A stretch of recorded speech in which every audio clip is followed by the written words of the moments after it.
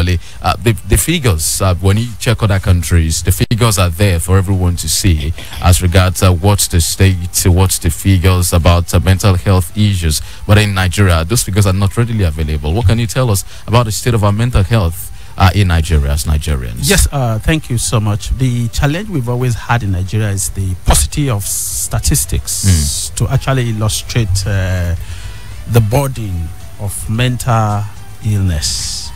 But the truth is that almost 9 out of 10 people who are sick in Nigeria don't even have access to care. Apart from that, the issue of stigma and discrimination is also there. There have been some studies that have been done, although the statistics are not very strong. But it's been said that about 70 million Nigerians lose working days due to mental health illness. Mental health? Yes, because the fact that a good number of people who are ill have not been properly diagnosed, especially this one that has to do with depressive illness and anxiety disorders. There are things that are not immediately, they don't come out as what we recognize culturally as illness. When somebody has not stripped himself naked and has not entered the market, we have this superstition or myth that you don't let somebody enter the market, meaning therefore people would take only those who have tendencies to enter the market seriously. Meanwhile, depressive illness, the person does not disturb anybody. He still wears his cloth, walks around. At times, some of them can even go to work. People with anxiety disorders are up and doing. They go to work. They are at work. They go to church. They go to mosque. They go to the market. But they are mentally ill. Because any behavior that causes distress to you and then affects you in a way that you do not fulfill your basic life responsibilities. And then, of course, when the society looks at that particular complaint, they are not comfortable with it. It's mental illness. So, what's the connect this year? We're talking about mental health in the workplace. Where is the connect? Oh, yes, because about 80 to 90% of adults, our adult life is spent in the workplace. I tell people that if we take cognizance of how we choose our marriage partners, we should also choose how we choose our career. Because our adult life, in fact, more number of hours, active hours, are spent in the workplace.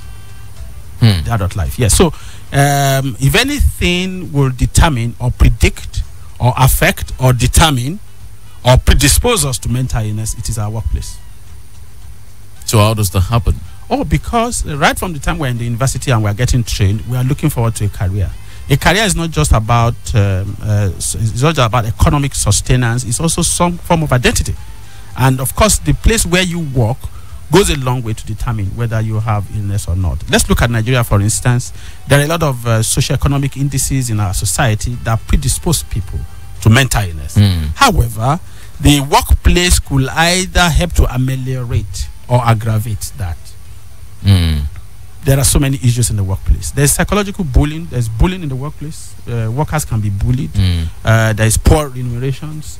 People are working, they are trained to work, but they don't have the actual tools to work with. Yet the management is expecting them to deliver. People work several months and they are not paid, and they are not allowed to work in another place. So we have what we call presenteeism. People are present, but they are not fully present because psychologically speaking, they are not motivated to be there. Well, let's go to the human resources, experts in this case now. He talked about, he has tried to link, mental health with what happened in the workplace. Tell me, what do you, human resources professionals, look out for? How do you structure your work such that it doesn't lead to anxiety, depression, and some of these other things or factors that predisposes a worker to mental illness? Well, it is expected that workplace should not only be a place where you work, it should be a place where you are motivated. Now, apart from the motivation, because if you look at the average hour we spend at work is probably minimum of 8 hours. If you are not on shift. In fact, some people are even they miss shift and then they work longer hours. So when you spend a lot of hours at work and it is expected that, look, that place where you are working should not be a place where you are not happy. Because out of 24 hours, if you devote 8 hours daily to a particular place, and then you just come home, and then probably you are tired, you sleep off, and then you wake up the following day, you continue that activity in a perpetual state of unhappiness, then it doesn't work. And that is why motivation is one of the key things that try to subside most of these effects of or things that can stimulate mental illness. So the workplace is a place where it's not only for work, it's also a place where you need to go and enjoy yourself. So it should be conducive. Very, very conducive. But there are tasks also, there are challenges, that given to people, to workers in a particular workplace. Those things, aren't they, also strong enough to predispose a particular worker to mental illness? Well, you are right. You are right. Because, you see, most times we don't really follow the ethics of what should be done, or most times, even in Nigeria, we have a labor law, but most times we don't follow what is stated in the labor law. What's stated in the labor law? For instance, let's just say 7 hours, 8 hours. But you find out that in Nigeria, you have to work overtime and you are not paid for it. No, so, and like he said, you take those hours, you work those hours. At the end of the day, you are not paid for that, and then you are not even happy. We can't even be talking of payment for overtime when the real payment has not even been made for months. So you find out that why you are not even paid for months, and yet you are still working overtime. All these things make you to work in a state where you are not happy. In a position where you are not happy, and you wake up in the morning, you go to work, and you are not motivated, you are not excited to go to work. Well, just before I go back to Dr. Adeoye, let's situate this within the Nigerian context. We're talking about the situation where most Nigerians have no option as regards the kind of jobs they do. Sometimes some people, get jobs that they have no choice but to take. You are right. A lot of people in Nigeria today don't take the desirable, they take the available. Yes. Because that is the situation we find ourselves. You can't be talking about look, I want to work for instance, I want to work in a bank because I have flair for banking, and yet 1, 2, 3 years you are yet to get the banking job. So what and here then you take the available and that is why most people that now take the available, now they take the available for economic reason, not for satisfaction, not for job satisfaction. And that is why the campaign now should now be work in a place, or work along your potential, work along the line of your potential that makes you to be happy on the job. You are happy doing what you are doing. Is that feasible in today's Nigeria? It's still visible. It's still visible. There are ways you can actually do that, because we can't keep saying this is the way economy is and then we keep going that way. And the reason why I said it's visible is this: we can say it's not visible if you look at the amount you are going to take, but we have seen people taking a pay cut to just go into a company, go into a sector where they like. So you can take a pay cut. For instance, now, if I want to be probably a broadcaster, and then I'm presently working in the bank, my salary in the bank, let's say, is 300,000, but I am not happy. Now, but I know I would be more fulfilled if I come into the radio station. Now, I can take a pay cut to just actually get into that place and fulfill, because most times it is not, your consideration should not be for the financial, your consideration should not be financial alone. You have to look at other things around it. Right. And I think at some point we will talk about that. Okay, well, looking away from the issue of finances, we hear about salaries being owed, and they talked about people working overtime and not being paid. What are these other things? Because in the workplace you have superiors who give you tasks, and then you have a timeline to work on those things. The normal routine day-to-day things you do in your place of work, how do they predispose one to mental illness? Yes, I think let me take a perspective. I think about 2 years ago I delivered a paper in Ghana about globalization, work culture, and mental health. We psychiatrists at times, we look at the issue of mental health in the workplace purely from a professional, clinical angle. We don't look at the environment. Now, when I'm in the environment, I'm not even looking at the physical environment. I'm looking at the cultural environment. In that paper, I was arguing that our work modalities in Nigeria may not even fit into our cultural priming. There was a work culture before the colonial masters came. There was a way in which we do our work. When the colonial masters came, they introduced bureaucracy. And you will find out that bureaucracy is one of the greatest problems we are having in this country. Even for governors, for presidents to deliver, we must have to go through this crazy, let me say crazy, these bottlenecks that can actually frustrate the best of intentions. And yet we look at it like something we cannot do anything about. So it is the way we do our business. We think we must still follow a kind of a rigid template that is coming from the developed countries. I'm not saying. I mean, there are universal principles that must govern workplace. There are universal doctrines that must be in place. But however, if you look at Japan and Asia, what they have done is to be able to adapt whatever they got from the Western countries into their own local culture. So what I'm saying is that this issue of our workplace, the communication styles, the reward system, the evaluation, and invariably what keeps us satisfied also has something to do with our culture.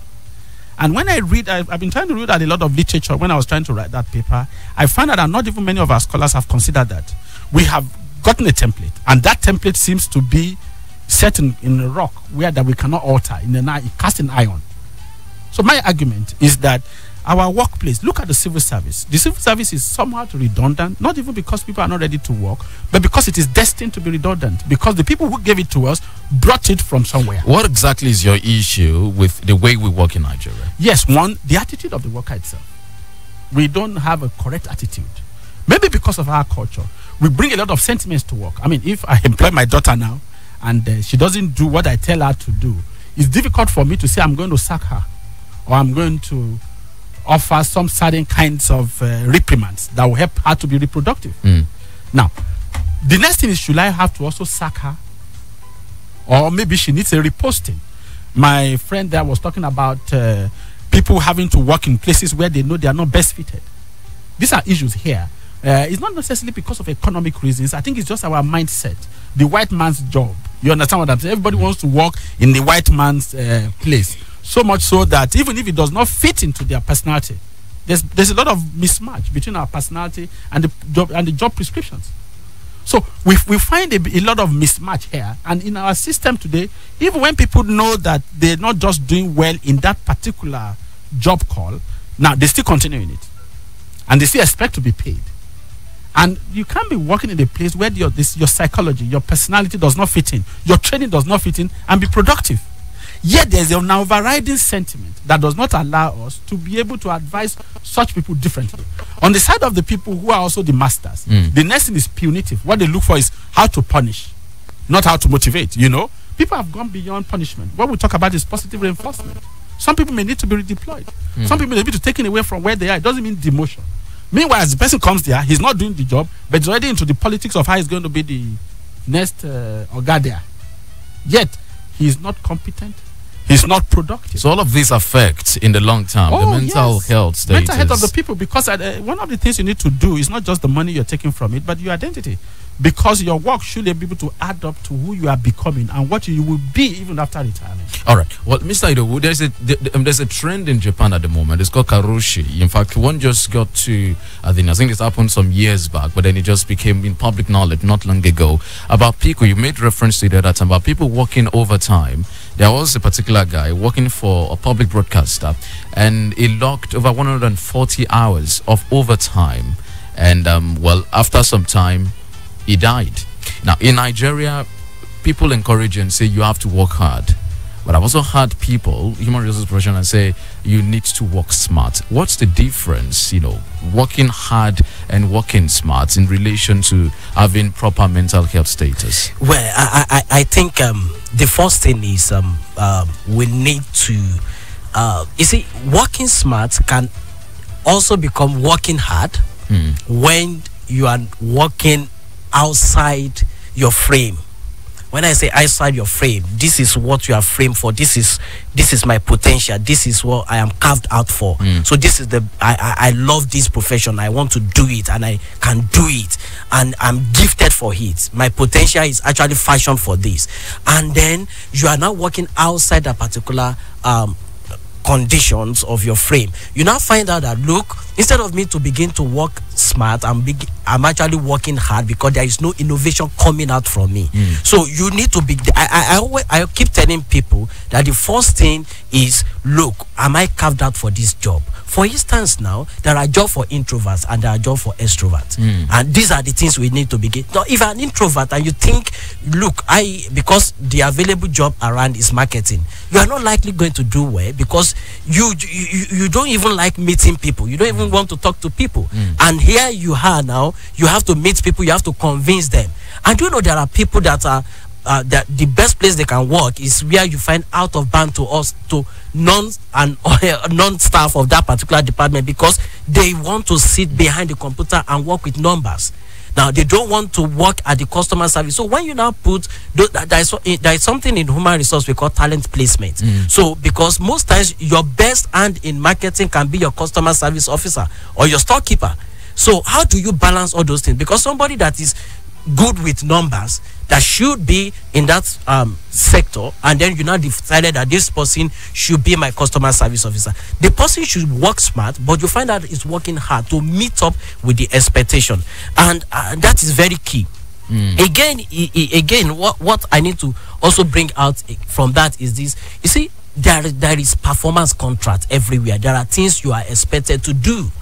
You understand? But in Nigeria, there is no culture. You can't ask questions. You can't ask your boss questions because, like Dr. Oyewole said, there is something that is so common in the workplace: punitive measure. You just want to punish people. And I keep saying it. Look, in human resource, in every leader, probably in any organization, we are looking at two major set of leaders or your boss. Number one is the father. Number two is the master. Now, the father is somebody that you come late to work, is not thinking of giving you query. It first of all asks you, why are you coming late to work? I've been observing you. He call you into his office and then ask you questions. And then you are able to pour out your, look, my mother-in-law that I'll be helping with my kids is not around. And then I have to do that. I have to wake up. And I have a child that is physically challenged. No, the staff tells you everything is wrong with him. And then you are able to come in. But the master is not looking like that because he's so concerned about the result of the work. So you come late, you receive query. So when you now keep doing that, then you find out that it affects the workload, and a whole lot of things affect the person. Well, take a holistic look at Nigeria's public service as it is. Many people believe it's ineffective and inefficient. What would you want changed? What would you recommend would change, to restructure it, especially as regards the mental health of the average civil servant in Nigeria? Well, for me, I'm yet, maybe Dr. Oyewole will help me out here, because I have not seen the statistics that look at when you look at the public sector. When I'm saying, with the exception of some few parastatals, probably the medical sector and some other people. But when you look at average civil service, you go to state secretariat, federal secretariat, I am yet to see, because you look at, are they really working? You understand? Something that should be treated in just 3 hours is taking 3 weeks. Bureaucracy, then. Even the bureaucracy most times are man-made. For instance, fire supposed to pass through 4 tables. Now it's still stuck on the second table. Now why is it stuck on the second table? Because the man is not around. Where is the man? He has gone for his private business. So it takes a longer time. So I feel in the public sector, the best thing we need to begin to do is to begin to look at how do we measure productivity. That is key, because in the public sector, we don't even look at that productivity. You look at the years of service to reward and to promote. All right. Well, Dr. Oyewole, talking mental health, how would you rate the mental health status of the average Nigerian worker? I think it's in the bad shape. Bad shape? It's in bad shape because, of course, like I told you, the statistics are quite poor. But what we read in the newspapers, people committing suicide, a lot of people who are mentally ill, depressed, though masked. A lot of people who are abusing alcohol. Because, I mean, look at the typical, what they call a civil service state. What sells most there is alcohol. It's a reflection of the level of satisfaction of the people. A lot of people really. But in the West, the alcohol also sells well. Germany, Britain are very high numbers. It's also because of the price they pay for their economy, for their own work. Because, I mean, they also have issues in their workplace.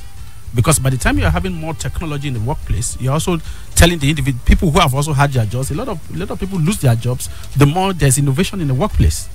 So no particular country is immune from these challenges we have in the workplace. But what I'm actually trying to say is that a lot of redundancy too could also lead to mental health issues. Because as a human being, like I said, it's not just about the money, but that you also see that whatever you are doing is adding value to society, also improves your mental health.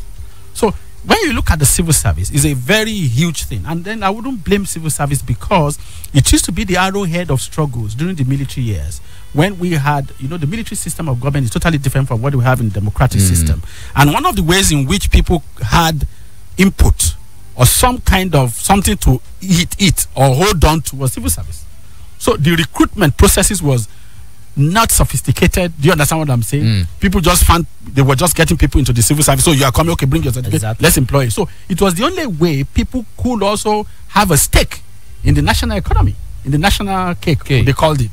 So now that democratic government has come, which is a little more, which will take a more of a business model, which is a little more sophisticated because, I mean, it's not just a one-man show.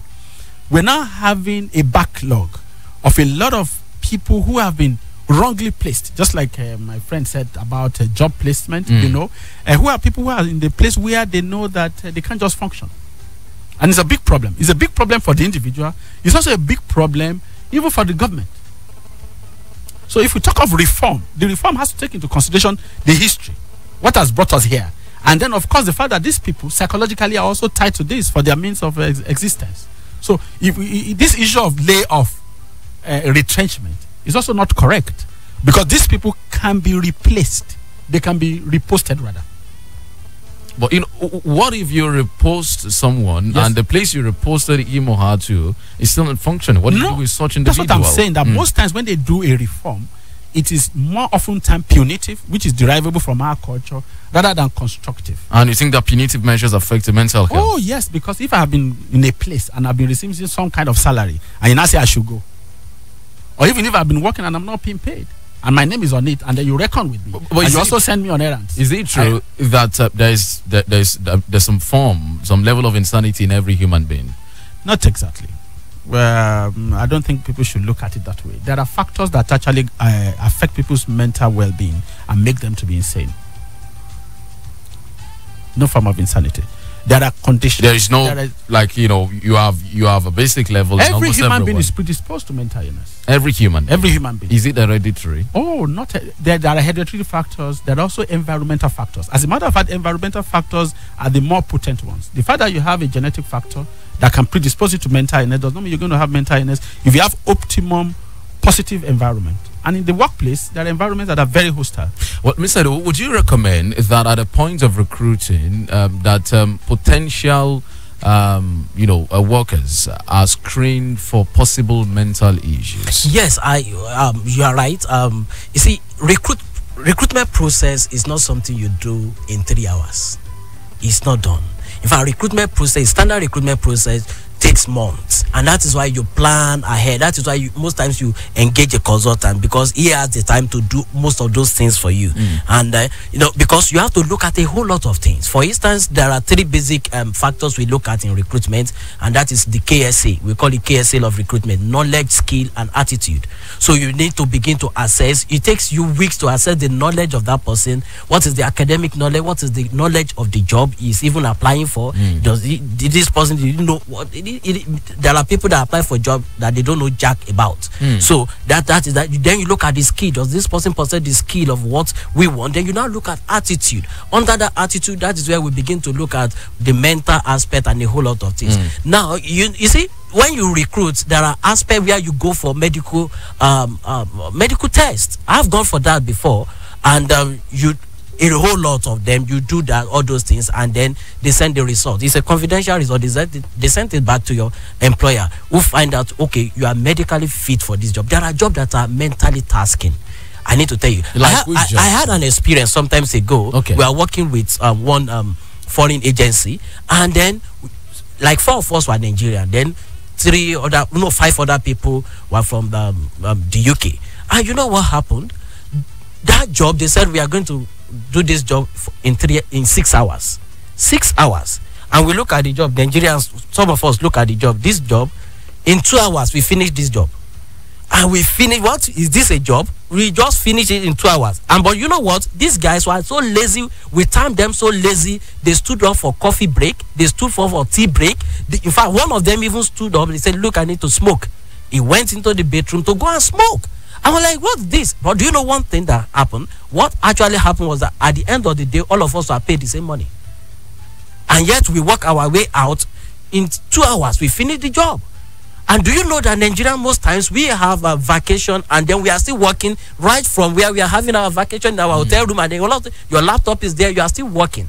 You understand? So all these things, there are jobs that are mentally tasking, and I think that is why the people talk about vacation, the people talk about tea break. In most of the Nigerians, Nigerians don't go on vacation. Even when they go on vacation, they're still working, like what you said. Yeah, that's what I'm saying. And those are the culture that we need to change. Maybe you see, they can be replaced. Yes, exactly, because you don't even know what is going to happen before you come back.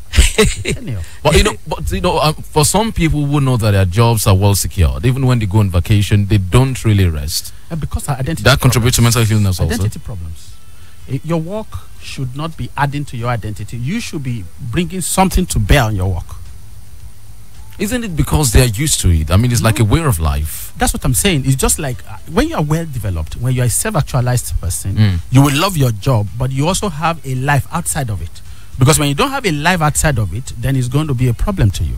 I mean, look at workaholism. It's a form of mental illness, like alcoholism. Workaholism is a form of mental illness. Yes, because you have put into everything about your life is about your work. You don't have a life outside of it. That's why they talk about work-life balance. And that takes me to the place of assessing people before they get to work. Now, it could be discriminating if people say they want to assess people whether they have mental illness before they are recruited. I wouldn't support that. I would say people should have they have factors that could predispose them to mental illness. Working under certain conditions. Thank you. As I'm here, I have factors that can actually also predispose me to mental illness. You do. So every human being, there are certain factors that will take you to your limits. But I think what people should in certain conditions, Dr. Oyewole, I mean, it wouldn't be proper to say you may not be able to function under this kind of pressure. You're talking of job placement? Yes. Oh, yes. I think that's okay. Not assessing. It's only wrong to screen them at that stage. No, I wouldn't want to use the word screen. Let's profile. Like, this is your natural place. Do you understand what I'm saying? Maybe you wouldn't have been a good surgeon. So right from time, maybe somebody had done a psychological profiling on you and say, don't do medicine, don't go near it. Why don't you go into mass communication and all of that? That's what should be done at the place of recruitment. That's what most employers of labor don't do. Most employers of labor don't look at the organization like an organism that also has a life of its own. And they need to be able to, if there's an organism, then the people you are recruiting, and I think it's a lot of psychologists, who do a lot of recruitment that don't take into consideration some of these very clinical issues. When I say clinical, not just like a separate medical thing. Most times when I do some HR work too, I see that an average organization looks at HR in terms of let's get we don't have a staff, let's replace that staff. Do you understand? Salaries, what they do, leave bonuses and leave. That's what they do. What should it be? Now, the human resource is a very critical resource of an organization. As a matter of fact, it's only the resource that you can modulate to manage every other resource. Financial resources is okay, but even if you have all the money in this world and you don't take cognizance of the kind of human resource you are putting in place, then you're going to lose out. Now, when they say they do psychological profiling, I've read a bit of reports that HR experts have written, very fantastic, but most of the times it's not synergized. It's more like somebody comes to my office and he says he has a headache, he has joint pains, he has abdominal pains, he also has jaundice. Now, all those things put together, I must come with a diagnosis. I can treat them separately. Okay, let's get a drug for body pain. Let's get a drug for jaundice. Do you understand what I'm saying? When you're taking an informed decision, you must come and put all of those things together. You may score a first class. I hear people, they say, oh, we want only first class people to apply. And I wonder, who are the HR people advising them? And first class is good. Do you understand what I'm saying? But in the business organization, we need another form of intelligence. Emotional intelligence, because somebody who has IQ may be difficult to train in terms of emotional intelligence. Emotional intelligence is very crucial in the workplace. And so that kind of a person gets there and he begins to criticize and begins to turn the whole place into a lecture room. And if his people don't respect him because he's very brilliant, and when they are supposed to he's supposed to do a practical task, he goes into the library, something that needs a hands-on experience. You find it difficult to also learn under some people who are actually know more than him, who may not be as knowledgeable in terms of knowledge. So for me, it's not screening for mental illness; it is screening to know whether the job placement. You do personality profiling. You look at the personality of the job. Every job prescription has a personality. All right. Well, just before I go back to Mr. Idowu and then we open the phone lines, tell me, for the average Nigerian worker, at what point does mental issues of depression? I think there's a lot of depression in the workplace. At what point does it degenerate to insanity? Yes, we all have our different coping mechanisms. Your coping mechanism is different from mine. We cannot particularly say at what point. But look at the issue of salary payment. The fact that people are not being paid their salaries, and then the body language of the government is not also it's as such that they have no they're not sympathetic. Yes, we know there's the economic recession. We know the earnings of government have actually depreciated. But even then, for people who have not gone elsewhere to work and they are expected to be paid at the end of the month, it's difficult to, when you look at the way they will survive. A lot of people are quite vulnerable. Only 2 days ago, they interviewed. I work in Lautech Teaching Hospital, Bomosho, and the Commissioner of Health says that the government has not owed them any salary. Meanwhile, people have been paid half salaries for more than up to a year. Now, such communication languages can go a long way to tip people who are already vulnerable into frank psychotic manifestations. People can actually kill themselves because some people even have hope that my salary will be paid. Some are already excited that when they pay my salary, I'll be able to do this. But when an employer of labor makes such a statement, the psychological effect is devastating. People can actually commit suicide as a result. So the way people communicate is also very important, because we are all humans. We all have our limits to which we can bear challenges. So how can we improve our mental health status in the workplace? I think every workplace must have a team, a mental health desk. Every organization. I mean, that's adding another layer to organizations who like to run a very lean workforce. If you're adding another mental health desk, not necessarily an expert like me. Okay. But that the HR needs to have more understanding of what mental health issues are. Just like I said, what they call HR is, hey, HR, that man, okay, leave bonus, salary, you understand what I'm saying? Those are very mundane. It's not even just the money alone, but from day-to-day training. We're talking about job placement. I need to be, once I'm given a task and I'm not properly trained, it's going to give me a mental health problem. If you tell me to do something very practical like doing a boat now, trying to tighten a boat, and that's what I'm going to do for the rest of my life, you're going to kill me. So I need a training. But before you even train me, am I even supposed to be trained? Do I have anything to train? Do I have anything in me that could be trained towards that task? These are issues. I think HR departments need to be overhauled in most of our organizations, whether even civil service.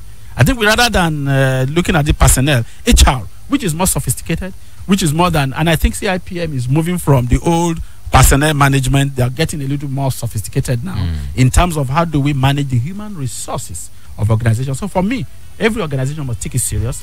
The mental health dimension must be quite strong. Mr. Idowu, your own take on this. How do we improve the mental health status of the Nigerian worker? Yeah, I think let's start from this angle.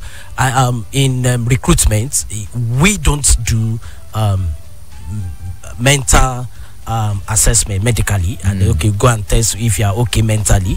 That, of course, that is going to be a lot going to be very, very discriminatory, and you can be sued for that anyway. But at the point when I talk about assessment, at the point of recruitment, for instance, you see there are 3-4 key people that you need to have at the point of recruitment on that same panel. Okay. Now, somebody assessing academics, somebody your academic records, somebody is also checking your temperament, somebody is checking you psychologically, whether you are mentally fit for this job. There are jobs that are very, very technical, that you need somebody that will give attention to details, attention to details for that particular, and there are people like that. If somebody doesn't give attention to details and the person is actually working probably as a pharmacist, you need to put 3 ml and then you put 4 ml. You know, attention to details are very key, and that is why you have some questions that trigger that to know, to actually discover if this person can give attention to details. So that is very key, and at every point where we need to, that profiling is there. Now let me address this issue of sacking, asking people to go, and a whole lot of things. That should be the last thing in every organization now, and that is why human resource, now we are moving from what we call human resources to human capital. We keep calling it human capital now, because capital is what you use to generate more results. So if you are going to use the human being to generate more results, so they are no longer just a resources that you use, they are capital. Very, very important, and that's why we keep talking about human capital development. So we need to begin to develop that, and that is why in HR we now begin to look at most of the people that are being recruited in HR department now must at least have, apart from your CIPM, apart from your background, you must have at least master in managerial psychology.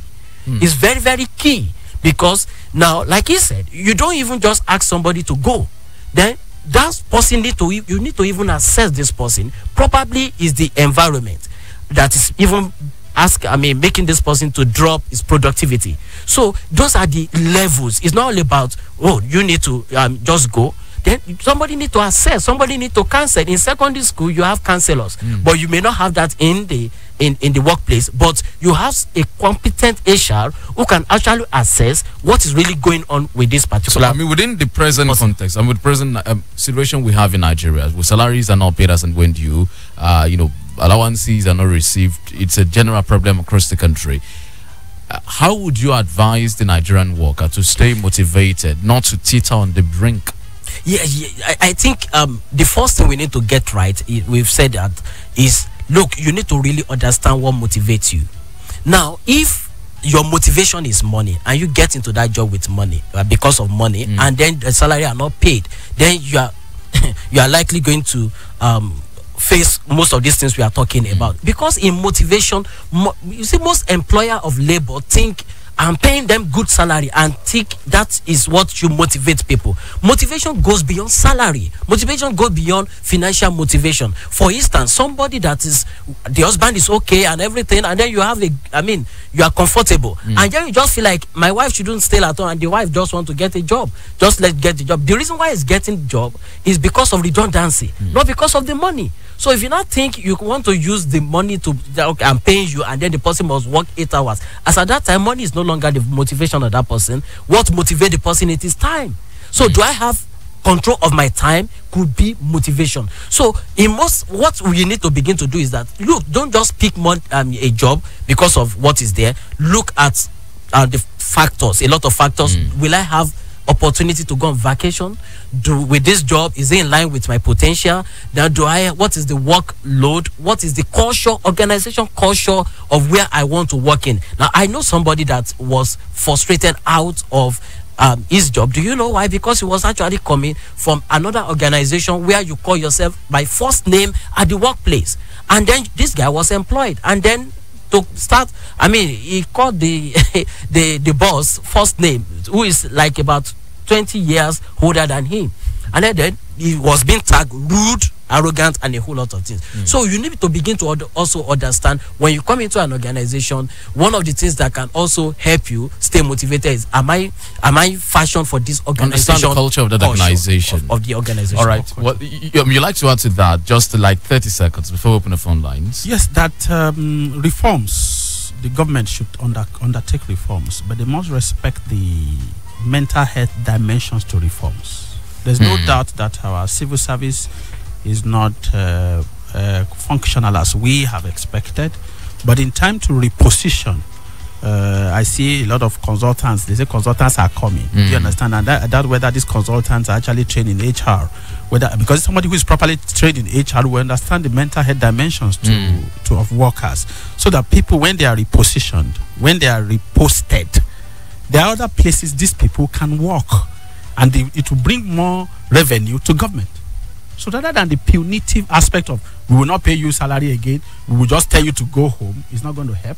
It's going to increase the burden of mental health, and it's going to add more problems to government. All right, let's open the phone lines now. We've been looking at the World Mental Health Day, and today we're looking at mental health in the workplace. That's the focus of the World Mental Health Day. I've been speaking with Dr. Adeoye Oyewole. He's a consultant psychiatrist. He's the national coordinator of NGOs that focused on mental health. He's also the CEO of Life Care Trust Initiative. Is a non-governmental organization that cares about mental health. And also we have an HR specialist, right, a human resources expert, Mr.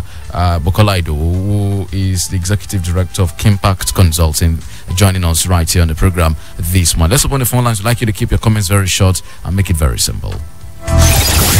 You can now join the conversation by calling 0703-175-9177, 0703-175-9177, and 0902-427-3808. You can equally make use of our social media platforms. For WhatsApp, 0703-175-9173, 0703-175-9173. Tweet at us at Rave917FM, and Facebook is Rave917FM.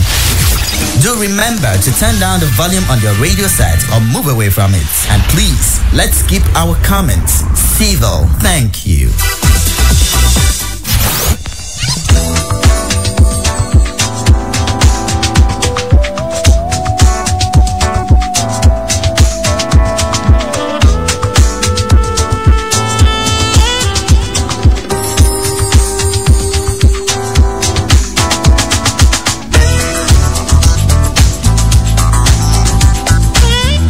Hello, good morning. Hello, good morning.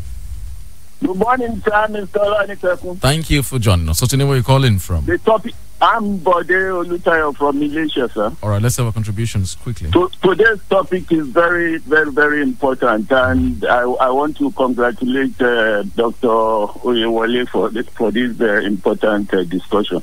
Actually, what we feel about mental illness is nervous breakdown. I don't know whether Dr. Oyewole will correct me about it. And in terms of depression, I mean, what has to do with civil service, is a mental illness in civil service doesn't actually occur, because, like Mr. Idowu said, at every point of employment, there is a test done to, actually have the report of the health of the person they are going to employ. So, if you have any mental illness as a result of coming into the work, that's a different something. I just want Dr. Oyewole to differentiate between nervous breakdown as a mental illness and and depression as a mental illness. Thank you very much. All right. Hello, good morning. Hello, good morning. What's the name where you're calling from? Yes, Adeoye from Ivory. Thank you, Mr. Adeoye. Yeah, I heard the girls talking about the job displacement and stuff like that. Talking of Adeoye, I'd like for you to move away from your radio set. All right. Talking of kind of temperament that suits a certain job. I want to ask, what can they say about adaptation? Maybe I'm fashioned to be a teacher. I find myself in a local government working. All right. Can't I learn or can't I adapt? All right. Hello, good morning. Okay, well, you can make use of our third line, 0905-648-7177, if you're unable to reach us through the other two lines. Hello, good morning. Hello, good morning. What's the name are you calling from? Good morning, Mr. Femi. My name is Where are you calling from? Yes, I'm proud of my people business. Oshobo, I'm calling from Oshobo. All right. They are both my people, and I think I'm proud of them. But in the event that your boss is too domineering, and of course, you have one or two things to add to the progress of the organization, what do you now do? Okay, domineering boss. Thank you. Let's take some messages on Twitter. Ati Adeleke, tweeting at Ati Adeleke, who's incidental today is his birthday. Congratulations, Dr. Adeleke. He's saying, well, there are so many anecdotes that show that most Nigerians suffer from mental issues in their workplaces. Another anecdote shows that most workers are depressed, with a significant number with psychotic symptoms. Just dissatisfaction is a major cause of mental health issues at workplace in Nigeria. He said he was involved in a study that shows the depression is worse amongst healthcare workers in Nigeria. Mental issues among civil servants is a study done by Adeoye et al. In Osun was over 70%, and he said that is a disaster. He said we can't allow our workforce to be plagued continuously with mental health issues. Mental evaluation is a must. And Ibrahim Ojami is saying happy World Mental Day. Let's see another call here. Hello, good morning. Hello, good morning. What's the name, where you calling from? I'm calling from Ede. Thank you, Mr. Amobi. No, in fact, the issue you raised this morning is a fantastic one.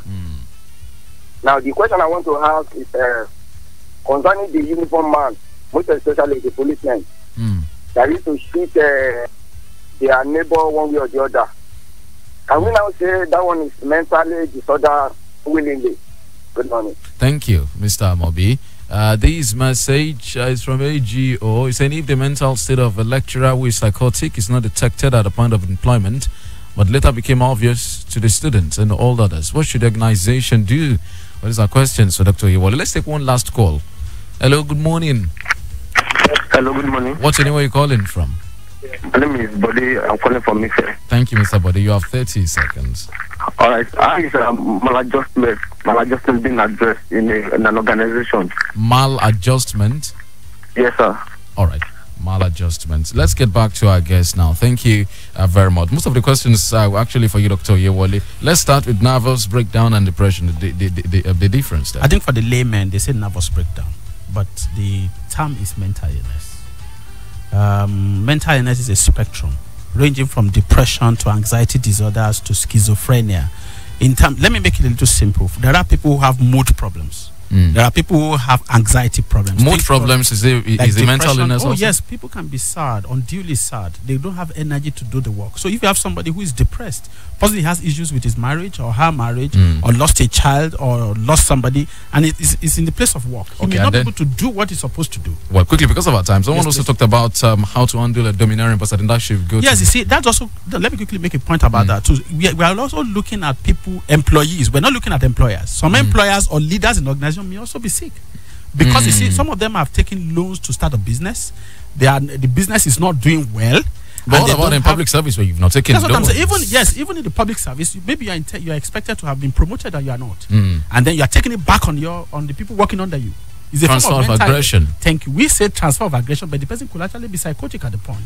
All right. The person may be abusing alcohol or some drugs. Here is the HR specialist. How do you handle a domineering boss? And then what about maladjustment? Have you heard about that before? Well, I don't know what it means with that maladjustment, but I'm thinking it's actually talking about adaptability.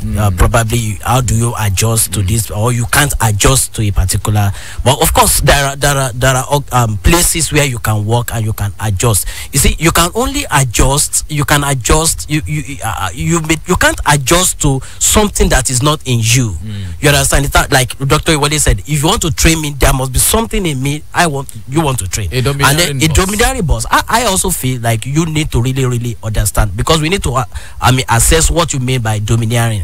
Because there are bosses that want to follow up with the assignment they gave you, and they want to see it through, and you can tag it as domineering. So we need to actually look at the proper scenario to actually know.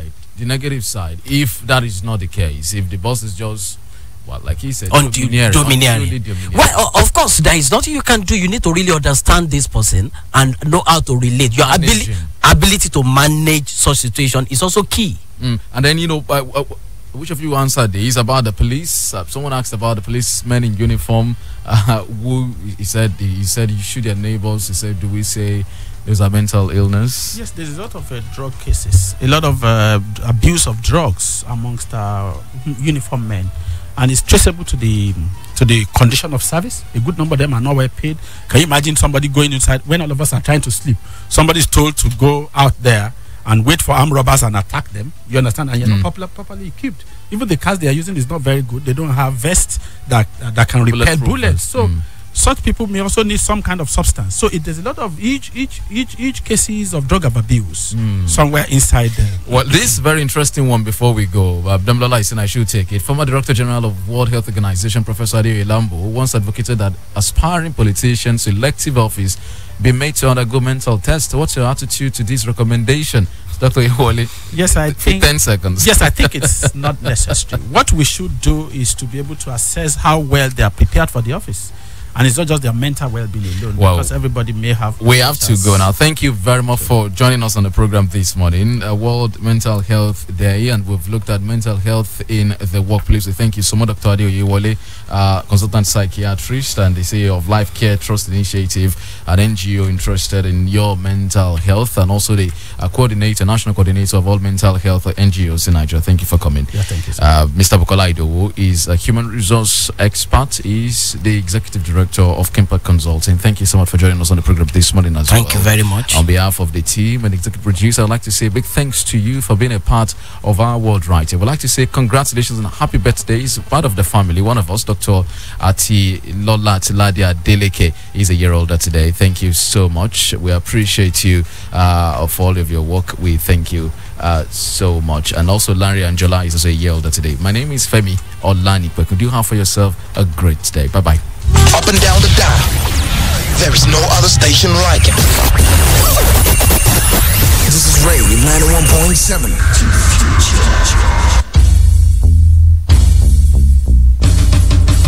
Fountain University Oshogbo offers